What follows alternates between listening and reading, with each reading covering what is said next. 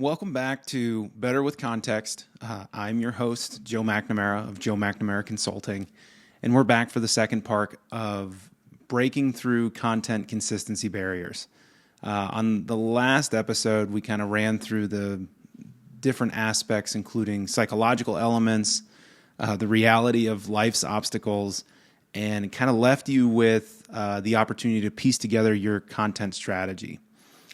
Today, we're going to finalize this conversation and talk through a couple other key elements that can certainly hinder your ability to consistently create content. So let's jump in. We'll see where this goes.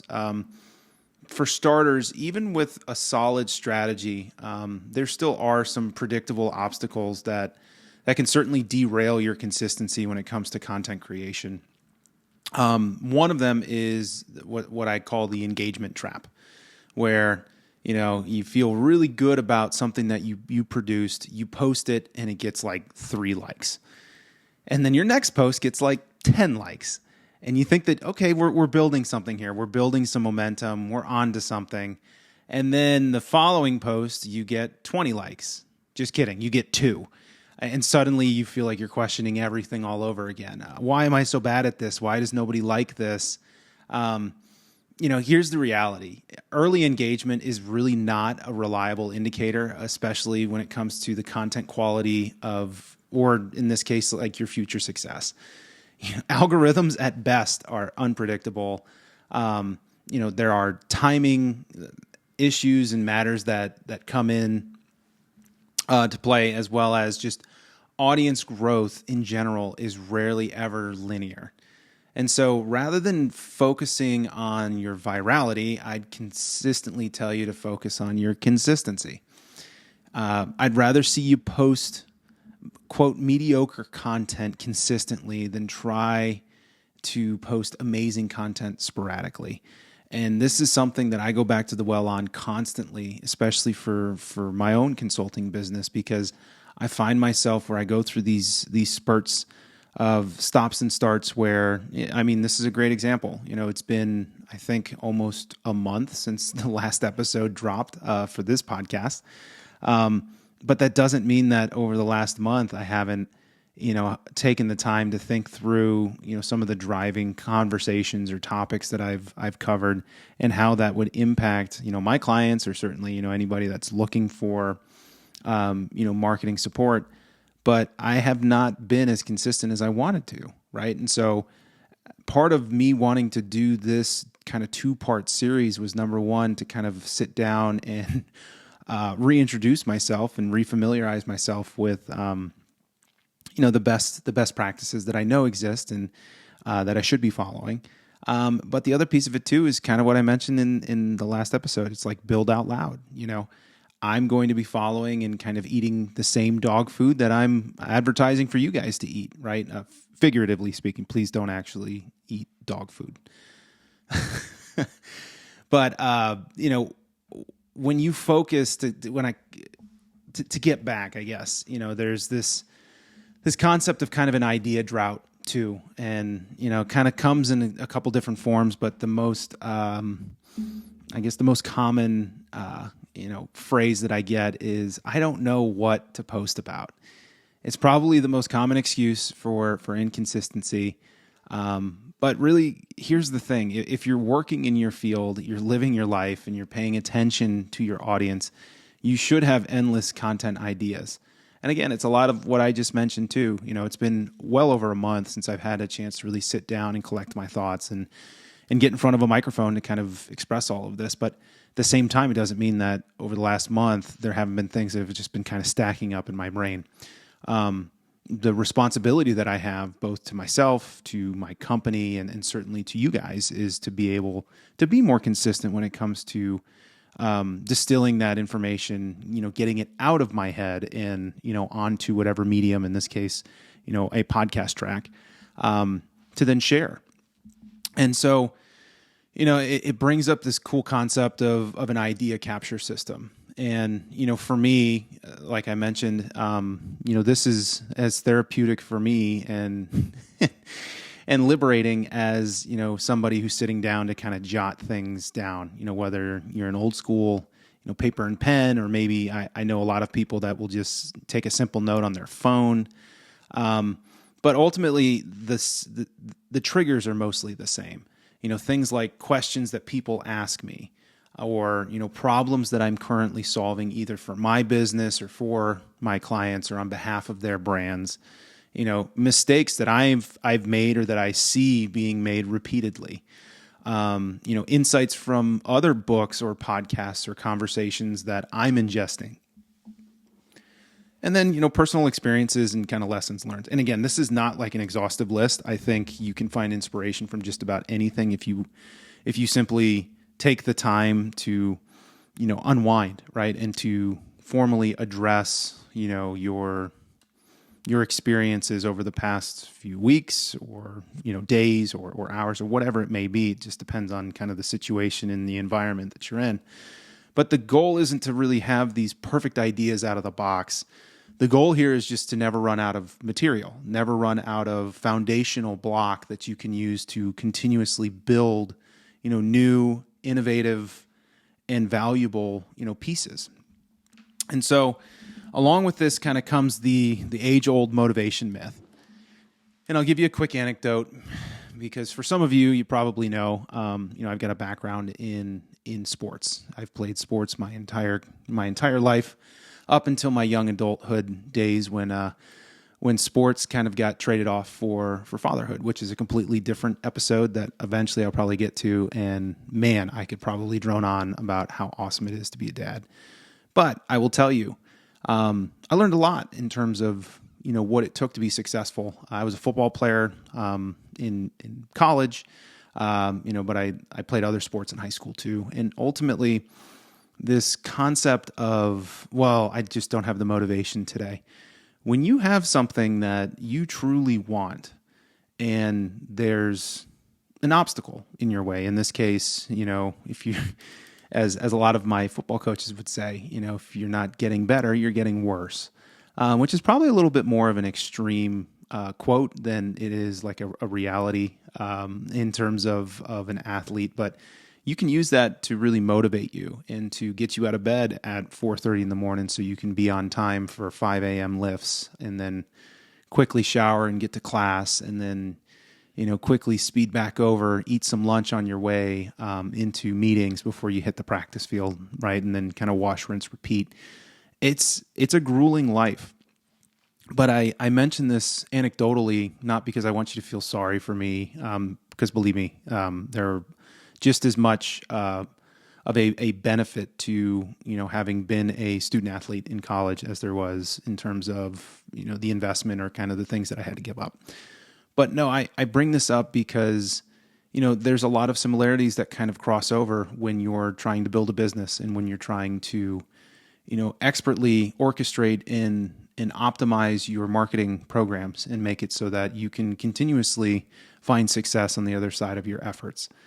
And what I can tell you is just waiting for motivation to create that content is like waiting for the perfect weather to go for a run, or, for it to be a little less cold. I played football in the Midwest and I grew up in South Florida. And so, anything that was below 70 degrees when I first got there was cold. And so for me, it was as much about trying to figure out how to overcome just that initial, bodily shock of opening the door and it's a frigid 20 degrees or less, depending on what time of the year it was. But no, in the same way, motivation is fleeting.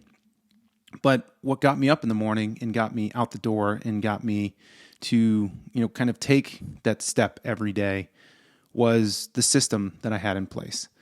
And the system in a lot of ways carries over into, a successful, consistent stance for your business. And systems, in my opinion, are forever.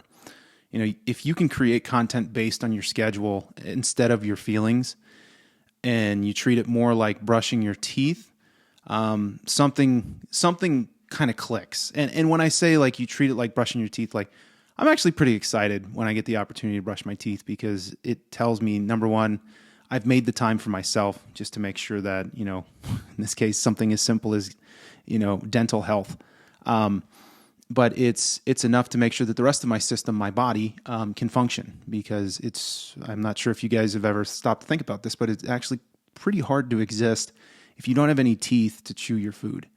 In the same way, it's pretty hard to exist as a brand if you don't have content that can fuel it and can be consistently available and ready to deploy.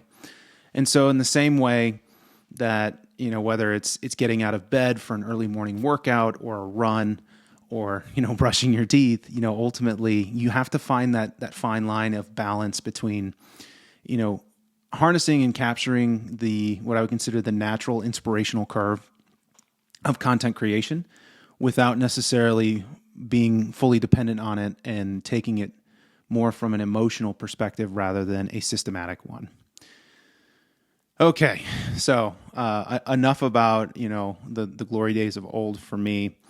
There's one final thing that I wanted to cover with you guys, and that's really around building your content system. When you come to any system, one of the measurements is what I would consider the minimum viable consistency or the minimum viable product, right? At the end of the day, if we turn this thing on, what is the least that we should expect?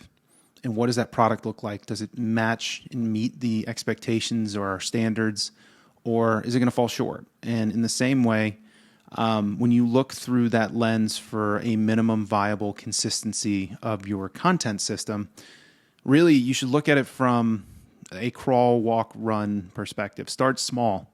Instead of committing to doing a daily post, commit to like one piece of content a week, right? And instead of starting with a 2,000 word article, maybe start with 500 words. And instead of 5 platforms, master one, right? And if you can take this crawl, walk, run approach in terms of starting small and getting consistently better and consistently, expert in what you're trying to accomplish, you'll find that all of a sudden you'll have more bandwidth and it will come more naturally to commit more likely to a daily post or, the 2,000 plus word articles or white papers or long form write-ups. And you probably will be able to expand into, different platforms. Again, just based on what we talked about in the last episode, just be careful, right? Like the last thing you want to do is create a bunch of content across a bunch of platforms that don't really make impact in any one of your specific audiences. It's way better off to focus on one specific platform that is centrally located in terms of where your target audience is and just optimize your approach there. I know it sounds kind of, backwards, but in reality, success in business and success in marketing is really less about full coverage. It's less about trying to boil the ocean and instead looking for opportunities to find your audience where they are. And so if you take the time, and if you missed it, go back and listen to the last episode where we kind of talk more in depth about taking the time to identify and define who that target audience is. But as it relates to kind of minimum viable consistency, your goal is to build a habit and to prove to yourself that you can be consistent. And again, you can always scale up later. Beyond that, you have kind of this concept of the 80-20 content rule, which I'm sure everybody's probably heard of the 80-20 rule. But in this case, not every piece of content needs to be groundbreaking. And when you follow this 80-20 rule, you should look at it through the lens of 80% of your content should be solid, it should be helpful, it should be consistent with your brand, and 20% should be your best work. The pieces that you spend a little extra time on or the ones that you can showcase your expertise. And sometimes you're going to find yourself in a position where you set out and you go, okay, I'm going to do something that's in the 80%. And you kind of strike gold, and you'll find yourself quickly ascending into that 20% range. I'd encourage you follow that, right? You never know where inspiration will strike, but you do know that if you're consistent, you're going to be there. Again, to kind of draw on one of my age-old adages that were told to me by coaches, the best ability is availability. It doesn't matter how talented you are. It doesn't matter how great you are. If you can't be available, if you can't get on the field, if you can't sit down and carve out the time consistently to do what you need to do for your content program, you may not be home when that inspiration strikes. You may not be in a position where you can completely optimize and capitalize on the opportunity. And so in the same way, be consistent, build that in, prioritize how incredibly important consistency is in your content programming. And again, when you look at it through that 80-20, like when you put it all together, a lot of it just kind of takes the pressure off every single asset or every single post needing to, perform at just astronomical levels. And it just ensures that you're regularly delivering value, which again, when you think about it through the lens of algorithmic opportunities and building an audience, people that are there more frequently, are there more consistently, have a much better shot of just continuously resonating with their audience versus somebody that's, trying to perfect a viral video that you have no idea whether that's going to take off or whether you're going to end up with 2 likes. So the last thing that I will say is take a look at how to incorporate a review and refine process. And this is in the same light or the same vein that you're going to have to carve out specific, consistent time to focus on content planning. You should look at, maybe it's every month you review your content performance. And again, take this with a grain of salt, like I mentioned, especially early on for those that are just starting out and creating your brand. And certainly I'm raising my hand, though you guys can't see it. I'm not going to place as much credibility or kind of performance, stock in early superficial measurements, right? Likes, shares, comments. I mean, comments probably a little bit more.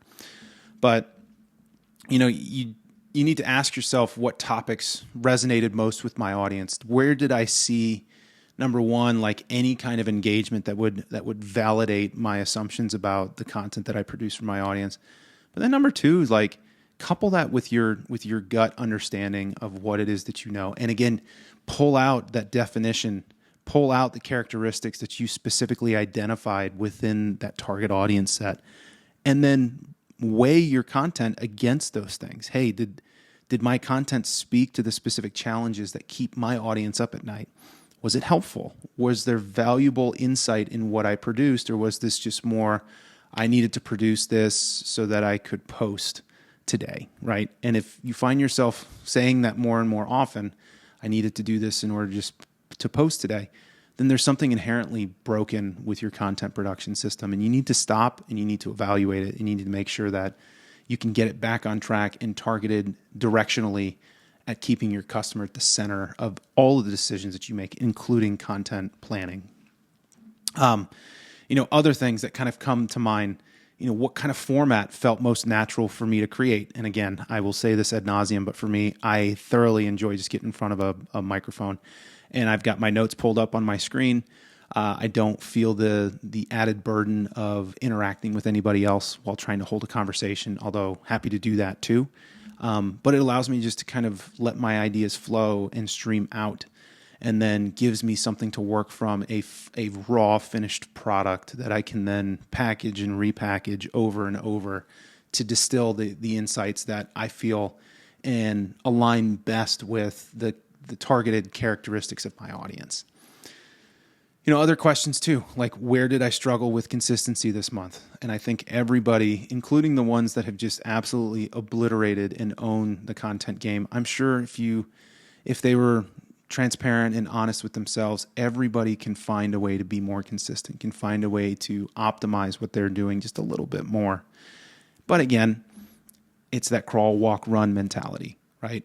We're not shooting for perfection, but we are shooting for availability. We're shooting for consistency.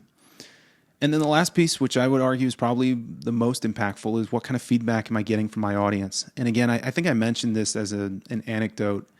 You may find that there are members of your audience that, quite frankly, like follow everything that you put together, and they read everything, they watch everything, but you have no idea because they've never interacted with your content. Along the way, I guarantee you're going to have at least a few of these interactions with people you'll meet for the first time, and they go, I know who you are. I've seen your content. I love your videos, or I love, insert whatever kind of content you're producing.